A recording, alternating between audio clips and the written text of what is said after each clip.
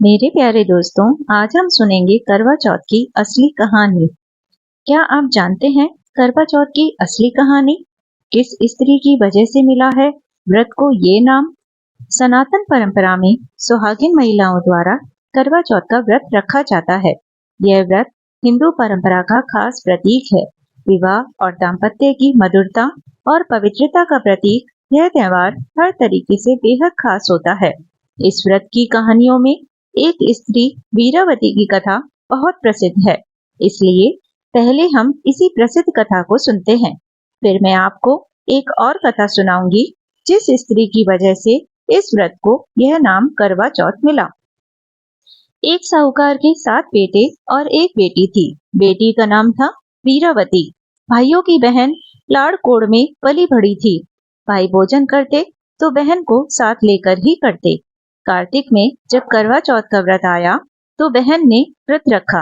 भाई जब भोजन करने बैठे तो बहन को बुलाया। बहन ने कहा, आज तो मेरा करवा चौथ का व्रत है।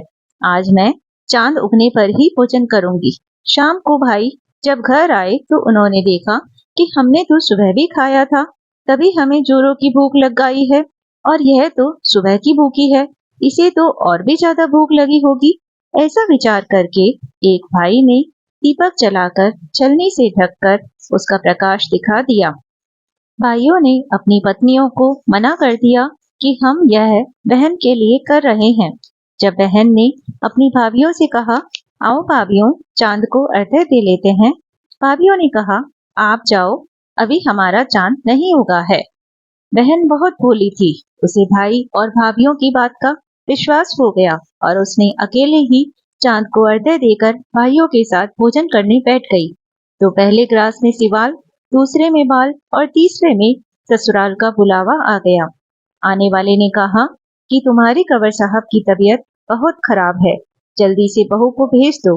तब उसकी माँ ने बक्सा खोलकर बेटी को कपड़े देने के लिए बक्से में 3 बार हाथ डाला और तीनों ही बार सफेद कपड़ा हाथ में आया। उसकी माँ ने वही पहनाकर एक सोने का टका यानी कि मोहर हाथ में देकर कहा, रास्ते में जो भी मिले उसको पांव पड़ना और जो तुम्हें सुहाग का आशीर्वाद दे उसे यह सोने का टका देकर पल्ले में गांठ लगा लेना। रास्ते में जो भी मिला वह उसके पैर पड़ती गई। सबने भाई भाभियों के सुख का आशीर्वाद दिया। चलते चलते जब उसकी ससुराल का दरवाजा आया तो दरवाजे में बढ़ते ही उसकी छोटी ननद खड़ी थी। वह उसके भी पैरों पड़ी और उसने आशीर्वाद दिया, सीली हो, सपूती हो, 7 पुत्रों की माँ हो, मेरे भाई का सुख दे। ऐसा सुनते ही झट वीरावती ने सोने का टका अपनी ननद को दे दिया। वो अंदर गई तो सास ने उसे पीड़ा नहीं दिया और रोकर बोली, मरा पड़ा है। वीरावती अपने पति को देखकर फूट फूट कर रोने लगी। लोगों ने समझाया बुझाया और उसके क्रियाकर्म की तैयारी करने लगे, पर उसने यह सब करने से रोक दिया। तो उसकी सास बोली, क्या मड़ा सेवेगी? तब वीरावती ने कहा, हाँ, मैं मड़ा से लूंगी, आप कोई चिंता ना करो।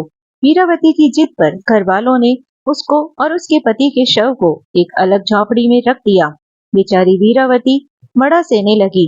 दासी आकर बासी सूखी रोटी दे जाती, वह उसी से अपना गुजारा चलाती। मंगसिर मास की चौथ आई। माता बोली, भाइया प्यारी करवा ले, दिन में चांद उगानी करवा ले, गणी बुखानी करवा ले।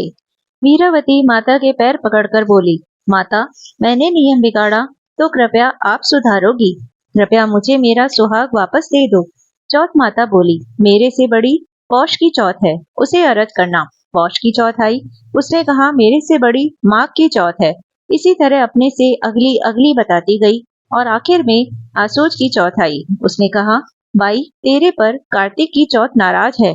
उसने ही तेरा सुहाग लिया है और वो ही वापस करेगी। तो उसके पैर पकड़ लेना, वह बहुत गुस्से में आएगी, लेकिन उसके पैर मत छोड़ना और सुहाग का सारा सामान पहले से ही तैयार रखना।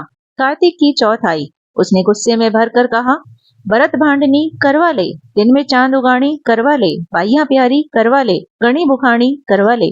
पर साहूकार की बेटी उसके पैर पकड़कर बैठ गई और बोली, माँ, मुझसे भूल हो गई, मुझे माफ कर दो। मैंने व्रत बिगाड़ा तो कृपया आप सुधारो। उसकी विनती को देखकर चौथ माता को दया आ गई और वह खुश हो गई। आंखों में से काजल, नूहों में से मेहंदी, मांग में से सिंदूर और टीके में से रोली निकालकर चिटली उंगली से छींटे दिए और साहूकार का लड़का तुरंत उठकर बैठ गया। बोला, बहुत अच्छी नींद आई। वीरावती ने कहा, ऐसा भी क्या सोना, मुझे तो 12 महीने हो गए। उसने सारी बात उसे बताई। साहूकार का बेटा बड़ा खुश हुआ। उसने कहा, माता का उत्सव करना चाहिए। वीरावती ने तुरंत इंतजाम किया। कहानी सुनी, करवा लिया, चूरमा बनाया और दोनों पति पत्नी भोजन करके चौपड़ पासे खेलने लगे। दासी आई बासी टुकड़े लेकर तो उसने देखा कि दोनों चौपड़ पासे खेल रहे हैं। तुरंत वापस गई और सास से बोली, वे दोनों तो चौपड़ पासे खेल रहे हैं। सास को विश्वास नहीं हुआ तो वह तुरंत देखने गई और देखकर बहुत खुश हुई और पूछा, यह कैसे संभव हुआ? तो वीरावती ने सारी बात बताई और सास के पैरों पड़ी। घर में आनंद छा गया और नगर में ढिंढोरा पिटवा दिया कि पुरुष की स्त्री और बेटे की माँ हर कोई 12 माह की चौथ करे, 12 नहीं तो 4 चौथ अपने दीदे गोड़ों के लिए अवश्य करें। हे चौथ माता, जैसे वीरावती से नाराज हुई ऐसे किसी से नाराज मत होना, और जैसे वीरावती पर खुश हुई वैसे सब पर खुश होना और सबको सुहाग का आशीर्वाद देना।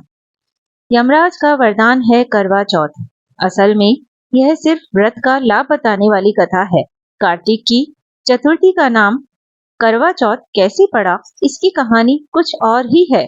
असल में यह करवा नाम की एक दूसरी स्त्री की कहानी है, जिसने सावित्री की ही तरह अपने पति के प्राण यमराज से बचा लिए थे। तब यमराज ने करवा को उसकी पति श्रद्धा देखकर वरदान दिया था कि इस विशेष दिन को तुम्हारे नाम के व्रत से जाना जाएगा और जो स्त्री ऐसा व्रत करेगी उसका अखंड सुहाग बना रहेगा। तब से ही करवा चौथ व्रत की परंपरा चल पड़ी है। जानिए करवा चौथ की असली कहानी। एक प्राचीन स्त्री की कहानी। प्राचीन समय में करवा नाम की एक पतिव्रता स्त्री थी। वह अपने पति के साथ नदी किनारे के एक गांव में रहती थी। उसका पति वृद्ध था।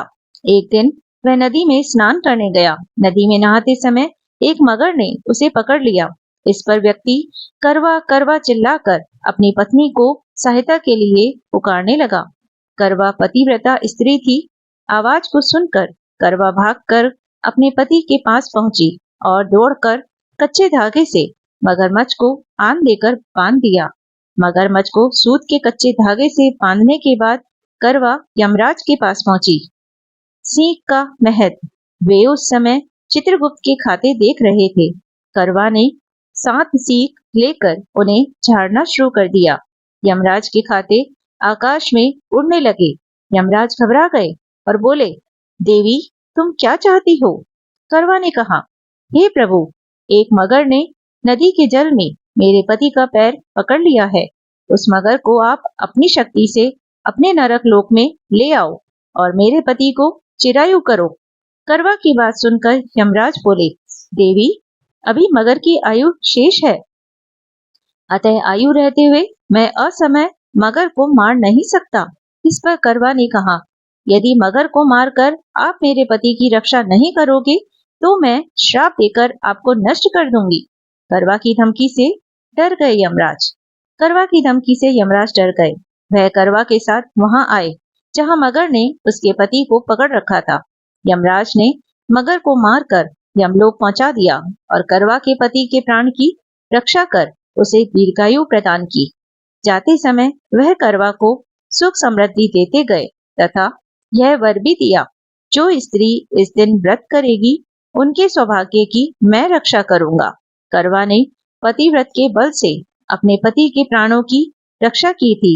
इस घटना के दिन से करवा चौथ का व्रत करवा के नाम से प्रचलित हो गया।